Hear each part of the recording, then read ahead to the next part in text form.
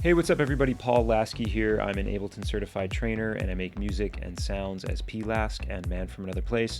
And I'm here with Sonic Academy today to look at some of the brand new game-changing features in Ableton Live 12.3. Now, as of this recording, Ableton Live 12.3 is still in beta, but I've had a chance to play around with it and I wanted to go over some of the new features here and kind of get creative with them.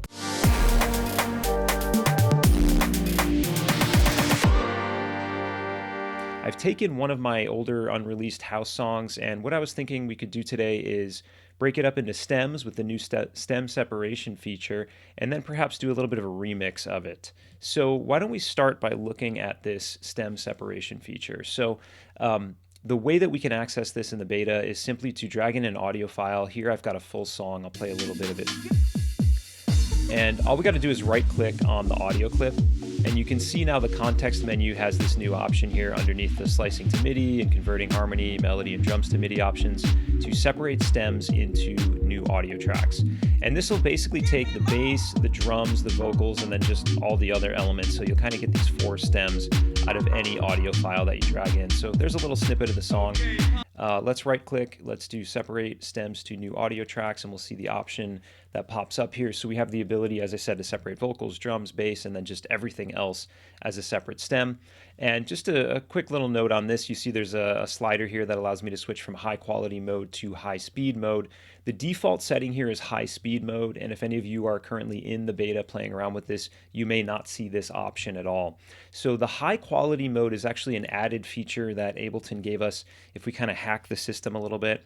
Let me go over here, but if you go into your preferences folder on your computer, you can see here I'm on a Mac, so if I go into my user folder under library, preferences, Ableton, and then the current version of Ableton, which is Live 12.3 Beta 9, we can create a text file called options.txt.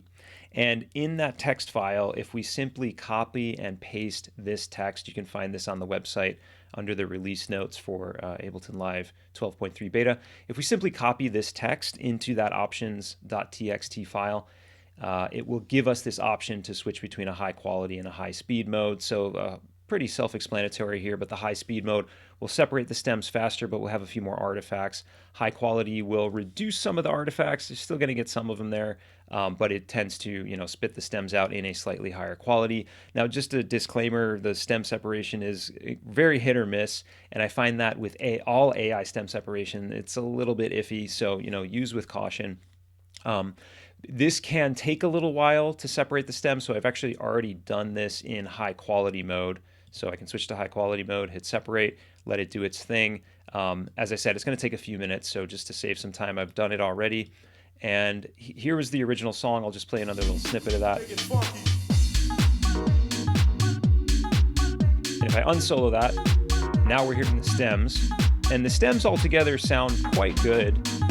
The song itself, hearing all the pieces play together, it doesn't sound too bad. I'm not hearing many artifacts, but as we solo the stems, we'll kind of hear what we got here. So here's the bass, and it did a pretty good job with the bass in this, I gotta say. Here I have the drums. Let's play a little bit of that. Pretty decent, although it did pick up some of those little vocal chops. Here's the vocal track down here. Or I'm sorry, this is the everything else track. So the synths, the instrumentation, the effects. Pretty decent job with that. And then down here we have the vocals, which was a lot of just kind of spoken vocals that I cut up and did a pretty decent job with those as well. So in this context, high quality mode did a pretty decent job. But let's take some of these stems and get a little creative with them. So my current tempo is 124. The original audio track was warped, so when I separated the stems, it should have warped those as well, and it looks like it did. So what I'm going to do here is just take, let's take the everything else stem, or the other stem. I'm going to copy it. I'm going to paste it over here into my session view. Just make sure I do it on the same track, which is the third one down. Let's actually rename this just other. We'll just rename all of these. I think the first one was the bass. Second one was the drums. Got the other track, and then this is going to be the vocal track. Okay, cool. So we got the other track. Let's also grab the bass stem, and let's maybe do something with that. So I'm going to copy it and then paste it. I just clicked on it, press Command C. I'm going to hit Tab, flip over here to session view, and we'll paste that. And let's just kind of play the bass. I'm actually going to take just maybe the first bar of where that plays. So starting here on my clip at bar 41, let's maybe take the first 41, 42, 43, starting at bar 42. Let's take 2 bars. So I'm going to select that time and press Command L to loop that. Let's just hear what we're working with. Oh, let's solo just that stem. I'm going to adjust the warp settings here. I'm going to leave the warp mode on beats. I'm going to preserve transients, but I'm going to have this just play through and stop. That means that each sliced bit of audio is just going to play through and then stop. It's not going to loop like it normally does by default. So that'll just make each of these bass hits sound a little bit cleaner. And let's maybe turn this into a drum and bass thing. So I'm going to speed the tempo up here because my clips are warped. We should be good. I'm going to go up to 170. Now that's going really fast, so maybe I'll half time it. So I'm going to use this divide by 2 function down here. Let's zoom out and see where is that loop. Here it is. Hit the wrong one. We're going to hit the times 2 function. That'll trick Ableton into thinking the original tempo is twice as long, and it'll make the clip play back a bit slower. Basically half time it. Okay, and let's drop in like an amen break. I think I have one in my user library here. Let's see, under samples, we'll grab, yeah, here we go. Just drag it in on a new audio track. We'll call this drums. Maybe I'll call it break, so I know it's different from the drum stem. And let's play those together. Okay. Track's a little bit wider. Let's just start to organize things. So when I created the stems, it automatically put all the stems in this new stems group. I'm going to start pulling things out of that group that I'm using. So I got my break here, and I've got the bass track here. Let's maybe change the clip color of the break track. Let's expand our bass track to, drums are a little loud. Let's just turn those down maybe a dB or so. Okay, cool. So we got some drums and a bass line here. Let's grab this other stem. Let's move it over here. I'm going to rename this pad. Let's change the color of the track and the clips just to something a little bit different here. Assign track color to clips. And let's take a segment of this. I'll solo this track now. Let's take a segment of this clip and see if we can loop where the pad is playing. Let's see if we got... expand that a little bit. And I may half time this one as well. There's a little bit of a string sound in there and like a white noise, so let's keep digging and see. That sounds a little cleaner.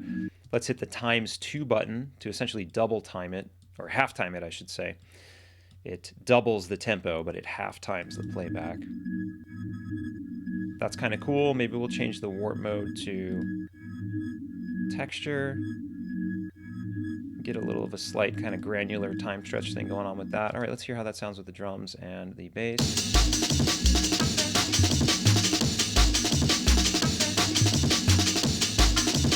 Okay, pretty cool.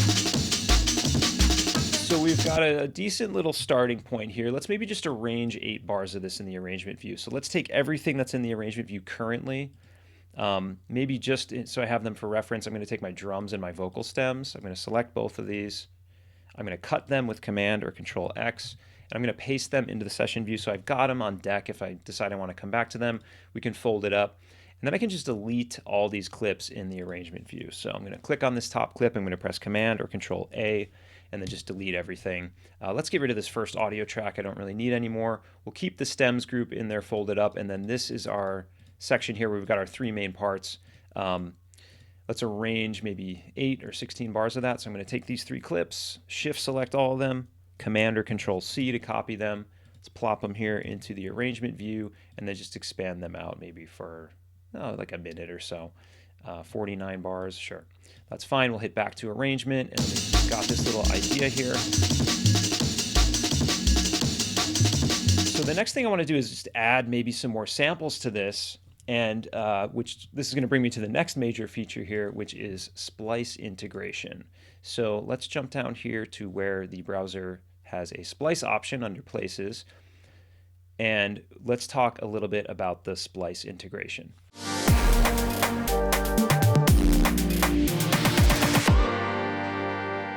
So if you have a Splice account, and you can actually set up a free account if you don't have a paid account, which is what I currently have, just a free account. But if you have a Splice account, you can, right from this section in the browser here where it says Splice, you can log into your account and you'll have access to a few free samples that Splice and Ableton have kind of collaborated to provide us with. But of course, if you have a paid Splice account, this will link to your Splice account. You can access all of the samples you've downloaded from your library, and you can browse Splice's entire library. Now, of course, a lot of people have mixed feelings about this, the Splice integration and just Splice as an tool in general, but they've added it here and we can access it here.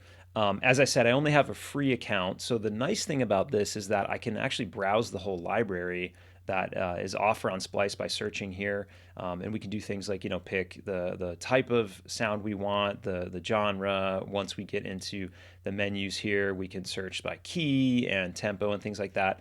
So we can browse anything that's there, although we will need a paid account with credits in order to download anything new. But as I said, they do include a handful of samples here that are provided by Ableton and Splice. So if I click on included, let's maybe just search through some of the elements or some of the samples we have here and see if there's anything that kind of fits what I'm doing here. So I'm thinking it might be cool to add some kind of like keys or lead sound or something. So let's go to instruments. We'll go to keys. And let's just kind of go through and see what some of these are. We can audition these right from the browser. Now, if they are loops, they will actually sync up to your tempo. So I'm at 170 here. So let's actually see.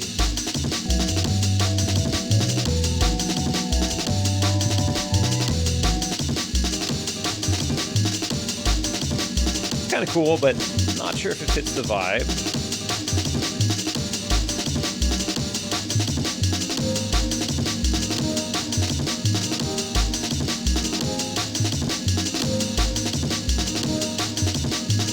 Not bad either.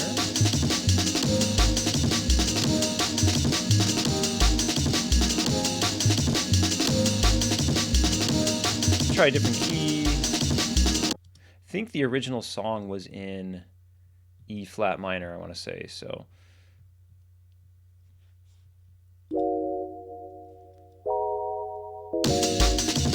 That's cool.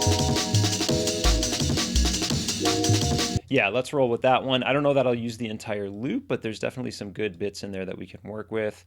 It says the sample's downloading.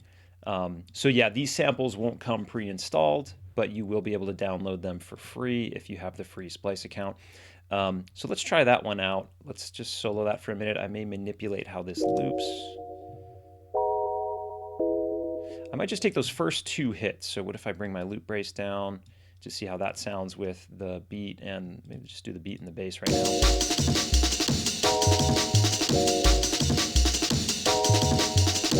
Okay, it's cool. It's a little bit too repetitive. So what I'm going to do is just have it maybe repeat instead of every 2 bars. We'll have it repeat every 4 bars. So we'll get rid of that and that, and then we can just sort of arrange that out. But you can see how, we've got some included samples from Splice, which is nice, even if you got the free account. And of course, if you have a paid account, it's just all accessible right here. You can browse the entire library, use credits to download new samples. You can even go in and change the key of things. You can search by key, but we can, pitch samples up and down. We can double time them, half time them, which is pretty cool. So you can time stretch them to different tempos and everything. And it does interface and kind of read your tempo. You can see here it reads my tempo is 170, so 2 times that would be 340, 1/2 of that would be 85. So it does integrate pretty nicely into the Ableton environment here. Let's just arrange this out, and then we'll jump to our next feature, which is we have a couple new ways that we can bounce stuff in place, which is really handy. So let's just duplicate this like so. Got our little 1 minute long drum and bass idea. Let me set up my loop brace in the arrangement like so, turn it on up here. I could also press Command L to do that. Okay, we'll stop the playback right there. And I want to jump to the next feature, which is bounce in place, some new ways that we can bounce audio in place.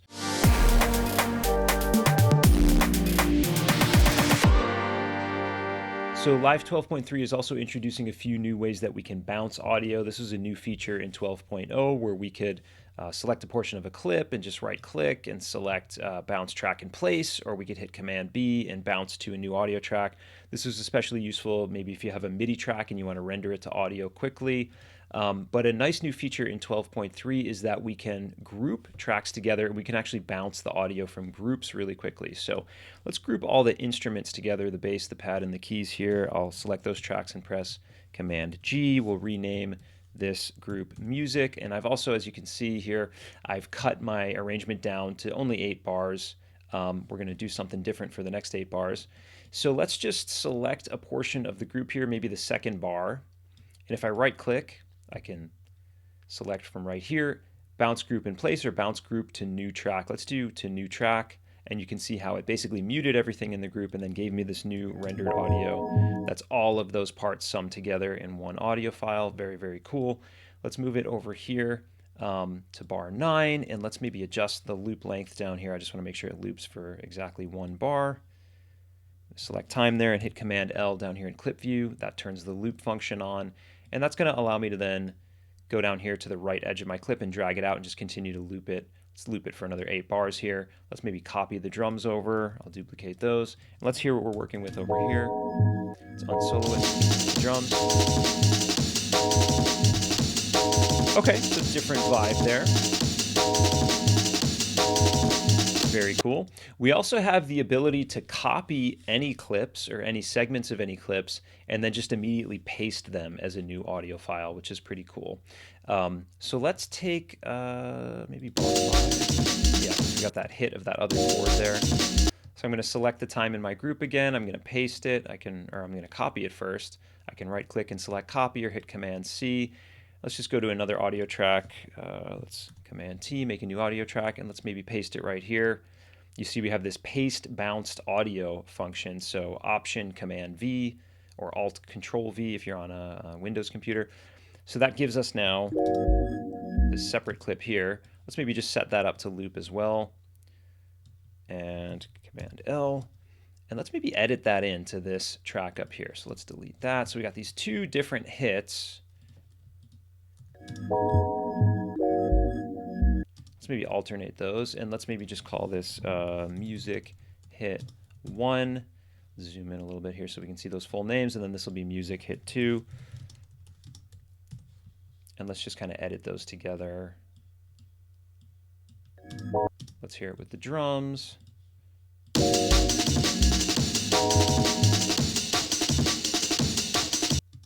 Let's maybe have one loop for a little bit longer.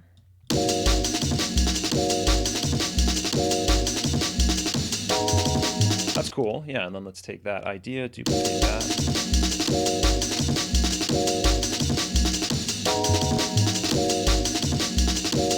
Let's take one of these bits here and just reverse it, just get a little creative with our new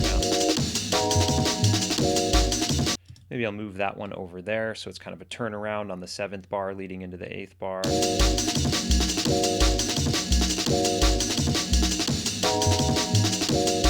So yeah, we've got these new ways that we can instantly bounce audio and render things down as groups. Render groups, I should say, as new audio files, and then kind of go in and get creative with those. Let's take a look at the next feature, which is the updated Autopan effect.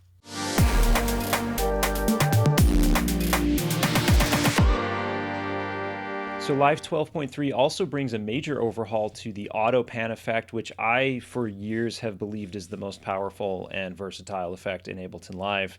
That's my opinion, but I've been using it for years. And they just made a lot of the stuff that I like to do with Autopan a little bit easier to do, and gave it a lot more features and a lot more functionality. So I'm going to drop that here on the pad track. Let's solo that. And we can hear, you know, it just kind of doing its default thing. It's just sort of panning the signal left and right. We can adjust the amount of left-right motion, just like standard LFO might do, the frequency, the speed of it. But we also have this cool feature, these 2 cool features here that allow us to modulate how the amount comes in over time. So with this attack mod control here, if I turn that up, you can visually see what it's doing. So it's going to start without panning it very far either direction, and then that amount will kind of ramp up over time. It gets more intense over the course of, 2 seconds up to 5 seconds. So start off with just a minimal panning effect and then get it more and more intense over the course of time. So cool little way to sort of fade your panning effects in like that. We also have this sort of envelope follower control, which means that the louder the signal, the incoming signal gets, the more intense the amount will be. The lower the volume, the less intense it will be. So that's if we turn it up to the right to positive values here. So you can hear those moments where this kind of ramps up and gets louder. It increases the intensity a bit. If we go the opposite direction to negative values, it does just the opposite. So when the incoming volume is low, the rate is going to be fast. When the incoming volume is louder, the rate is going to speed up, or it's going to slow down, I should say. Not really as effective on this sound. I think going to a positive value is a little bit more noticeable. But we got a bunch of new LFO shapes, pretty much all the LFO shapes you'd see in a lot of the Ableton synthesizers. We have different ways that we can adjust the rate of the LFO, which is great, makes it a little bit more flexible and just easier to dial in. We've got rate, which is going to be your standard frequency or cycles per second. Time, which is going to allow this to occur over a specific amount of time, right? Each cycle is exactly, 8 seconds long or whatever. We've got synced values, of course. We've got triplets and dotted values. Or you can use this 16th note setting, which is common to the Ableton delay effects, which allow you to set the delay times in 16th notes. But let's, do something a little bit interesting here. We'll just do maybe a synced rate. We'll do 1 bar, maybe half a bar. We'll make it a little bit faster than that. And just set a little amount, just get some subtle panning going on this pad. And let's jump down here to the keys sound. Let's grab another instance of Autopan Tremolo, and let's take a look at the Tremolo features here. So when we switch over to Tremolo, it's not going to pan anymore. Now it's just a volume LFO controlling the volume of the signal coming through the Autopan. Let's increase the amount. So very classic, volume, warbling, tremolo kind of effect. We've got our different rates that we can set here. Different LFO timings that we can set here. We can sync it to tempo. Let's maybe sync this and maybe have it do something fast like 8th notes or 16th notes or something like that. Ooh, 3 16th notes is kind of nice. We can adjust the shape of the LFO from here. We can invert the phase of it using this button here. Offset the duty cycle. Let's keep the phase forward facing. So the more we bring the shape down, the more of kind of a pluck shape we get, which is kind of cool. If you're trying to do maybe like an arpeggiated type sound. Let's hear it with everything.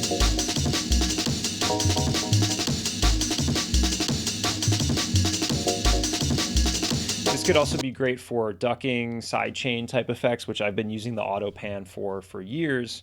But we can just dial that in a lot more easily. If we, set the shape to something like this, we invert the phase and maybe set the synced rate to quarter notes. We'll get sort of like a 4 on the floor ducking effect.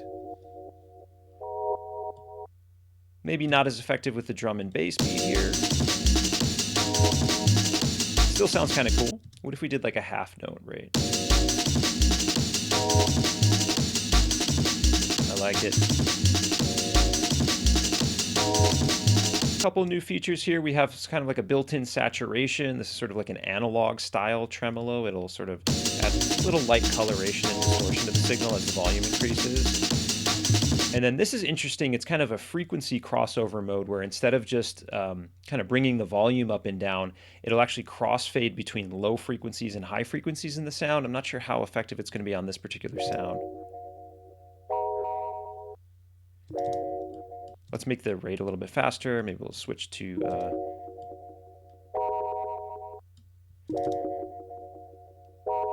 So we hear what sounds like volume movement, but in actuality what's happening is it's fading between low frequencies, and the crossover point is 600 hertz.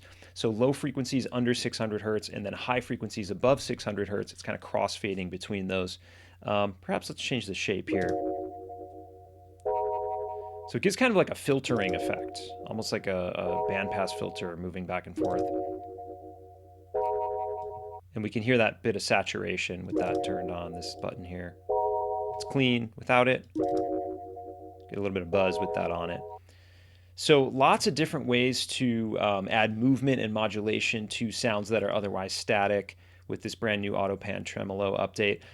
The original Autopan will still work if you got that in old projects. I know I've got that in a lot of projects, so it'll still come in and work as normal, but we just have some additional features now with the panning mode, and then of course just the separated tremolo mode simply for volume controls. Most, if not all, of these new features are available on push. So if you're using push and standalone mode, you will have access to a lot of these new features.